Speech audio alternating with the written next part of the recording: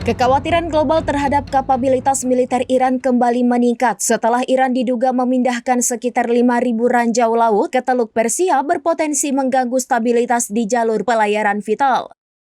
Laporan mengindikasikan bahwa rudal-rudal Iran memiliki jangkauan luas, bahkan mampu mencapai Eropa dan pantai timur Amerika Serikat. Saat ini lebih dari 2.000 rudal Iran menjadi ancaman signifikan bagi Israel dan Timur Tengah dengan potensi menyebabkan kerusakan besar jika diserang.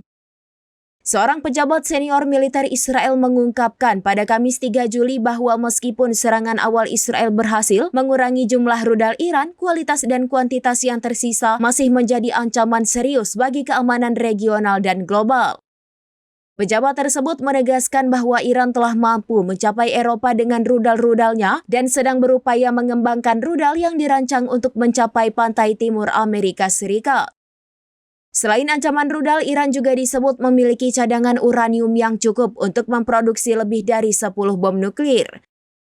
Tingkat pengayaan uranium yang dilakukan oleh Iran menunjukkan adanya upaya serius untuk mengembangkan senjata nuklir terbaru, menambah kekhawatiran internasional mengenai potensi proliferasi nuklir dan dampaknya terhadap keamanan dunia.